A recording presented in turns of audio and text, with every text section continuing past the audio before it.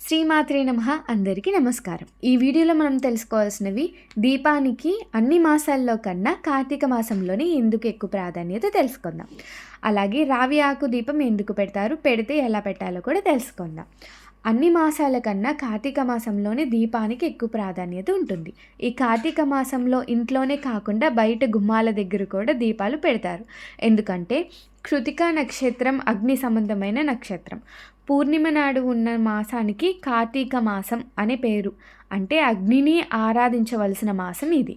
అగ్నిని ఎందుకు ఆరాధించాలంటే ఈ మాసంలో చంద్రునికి చాలా దగ్గరగా ఉంటుంది భూమి. అందువల్ల చలి ఎక్కువగా ఉంటుంది. ఒక పక్కన చంద్రుని నుంచి వచ్చే అమృత కిరణాలు స్వీకరించి మరో పక్కన చల్లదనాన్ని తట్టుకునే స్థితి లేకుండా శరీరానికి కావలసిన వేడిని కలిగించడానికి ఈ దీపాలను పెట్టేవారు. మరి అలాంటి దీపాన్ని ఎప్పుడు పెడితే మంచిదో తెలుసుకుందామా? సూర్యోదయాన్ని కన్నా ముందు పెట్టే దీపం కార్తీక దామోదరునికి చెందుతుంది. సూర్యోదయం తర్వాత చేసే పూజలు శివునికి చెందుతాయి. సాయంత్రం చేసే పూజలు లక్ష్మీదేవికి చెందుతాయి.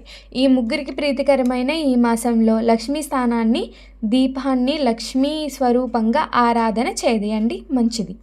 కాబట్టి సూర్యోదయాన్ని కన్నా ముందు తులసి దగ్గర దీపం పెట్టి కృతికా నక్షత్రంను చూసి వాటికి నమస్కరించాలి. ఇప్పుడు రావి దీపం. దీపారాధనలో శక్తివంతమైన దీపారాధన రావి ఆకు దీపారాధన.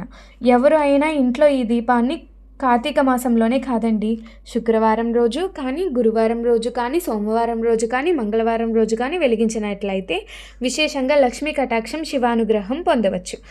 మరి ఆ రావి ఆకు దీపం ఎలా పెట్టాలో చూద్దాం రండి. ముందుగా ఒక రాగి ప్లేట్ కానీ వెండి ప్లేట్ కానీ తీసుకొని దాన్ని శుభ్రం చేసుకొని పసుపు తీసుకొని ప్లేట్ మొత్తం రాసుకోవాలి.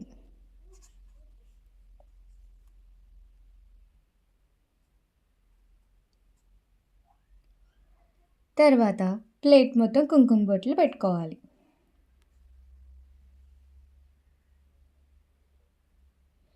తర్వాత ఒక రావి ఆకు తీసుకొని ఆ రావి ఆకు కొమ్మ మన వైపు వచ్చేటట్లు పెట్టుకోవాలి.